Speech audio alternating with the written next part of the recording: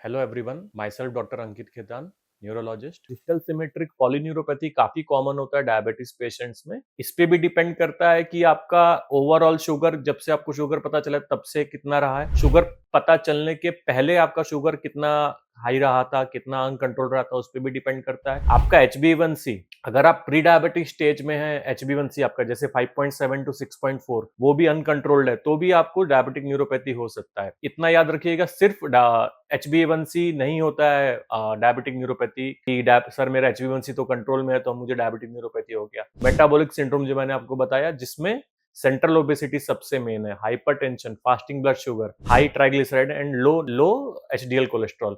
ये पांचों risk factors जो है, इनको हम लोग मॉडिफाई कर सकते हैं, इनको हम लोग कंट्रोल कर सकते हैं। इसको अगर हम लोग कंट्रोल कर लेंगे तो डायबिटिक न्यूरोपैथी के प्रोग्रेशन को हम लोग थोड़ा डिले कर सकते हैं। पेशेंट्स को मोस्ट ऑफ द टाइम दिक्कत क्या होता है कि पैरों में झंझनाहट होता है, दर्द होता है, सुनपन आता है। उसके साथ साथ कई कम चांस होता है कि आपको मोटर वीकनेस डेवलप हो, ये सब भी डेवलप हो सकता है, लेकिन कम चांस होता है। हाथों में भी झंझनाहट हो सकता है। फिर कई बार ऐसा होता है कि पेशेंट को पैरों में दर्द है, झंझनाहट है, किसी ने MRI स्पाइन करा दिया, LS स्पाइन करा दिया उसका, उसमें कहीं पे नस दबी हुई दिखा दी, ये दिखा दिया। लेकिन इतना याद रखिएगा कि डायबिटिक न्यूरोपैथी और लंबर रेडिकुलोपैथी, PIVD जो बोलते हैं हम लोग, दोनों में डिफरेंस है। डायबिटिक न्यूरोपैथी हमेशा दोनों पैरों में साथ में चालू होगा, धीमे धीमे धीमे धीमे प्रोग्रेस करेगा, और वो चारों तरफ, आपके पैरों के चारों तरफ, पंजों के चारों तरफ, पैर में चारों तरफ दिक्कत होगा उसमें। पर lumbar PIVD, lumbar canal stenosis में जो भी सिम्टम्स होता है, वो पेशेंट को ग्रेजुअली, मतलब आप न्यूरोजेनिक क्लॉडिकेशन जो बोलते हैं, जो कुछ दूर चलेगा पेशेंट तो उसको दिक्कत आएगी, तो हो सकता है वो लंबर कैनाल स्टेनोसिस हो। वो हमेशा एक रूट पैटर्न फॉलो करता है, जो हम लोग डर्मेटोम पैटर्न बोलते हैं, कि अगर L5 है तो इस तरफ आ रहा है, L4 है तो इस तरफ आ रहा है।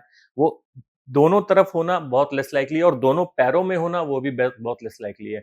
डायबिटिक न्यूरोपैथी के पेशेंट्स को सिम्टम्स हर समय रहता है। ऐसा नहीं होता है कि वो ज्यादा देर बैठता है तो होता है, या ज्यादा देर चलता है तो होता है, या झुकता है तब होता है। इन सब पे उस पे डिपेंड नहीं करता है। एक चीज और हो सकता है कि जब पेशेंट डायबिटिक न्यूरोपैथी का रात में जब सोता है, जब रात में सोता है पेशेंट के सिम्टम्स बढ़ जाते हैं, क्योंकि gate control of theory of pain होता है।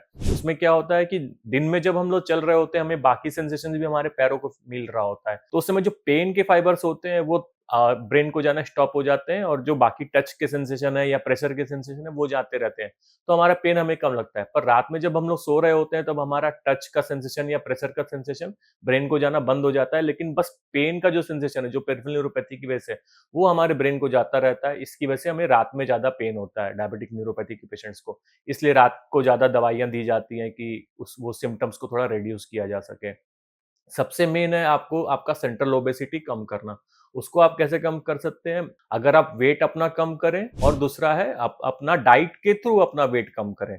देखो, कई बार सर्जरी के थ्रू लोग वेट कम करा के देखा गया है कि उतना रिस्क, उतना बेनिफिट नहीं मिला है, जितना कि आप अपने डाइटरी पैटर्न्स को चेंज करके आप अपना वेट रिड्यूस कर रहे हैं, उसके बाद आपका पेरिफेरल न्यूरोपैथी के सिम्टम्स कम हो रहे हैं।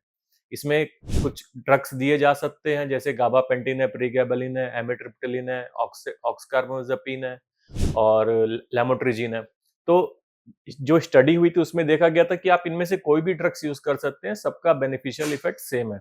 अगर किसी पेशेंट को एक मेडिसिन से इंप्रूवमेंट नहीं मिल रहा है, तो हम 2 क्लास की ड्रग्स कंबाइन करके दे सकते हैं।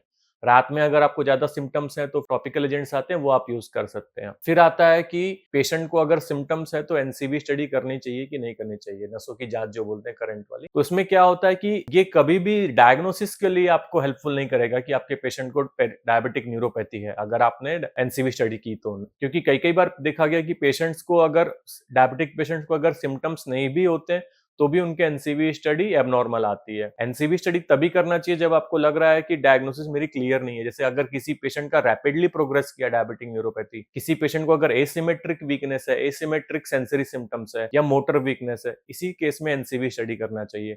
और NCV study mostly large fibres को ही कलेक्ट करता है। स्मॉल फाइबर्स जो हमारे पेशेंट को डायबिटिक न्यूरोपैथी में जो इफेक्ट होते हैं, जो लेंथ डिपेंडेंट पॉलीन्यूरोपैथी, उसमें लार्ज फाइबर्स भी इफेक्ट हो सकते हैं, लार्ज के साथ साथ स्मॉल फाइबर्स भी इफेक्ट होते हैं। तो स्मॉल फाइबर्स के जांच के लिए इंट्राडर्मल स्किन बायोप्सी करते हैं, जिसमें नर्व फाइबर का डेंसिटी देखते हैं। वो भी कंफर्मेटरी नहीं होता, वो मैं बस इतना ही बताता है कि नर्व फाइबर लेयर थोड़े कम हो गए हैं बस। Thank you.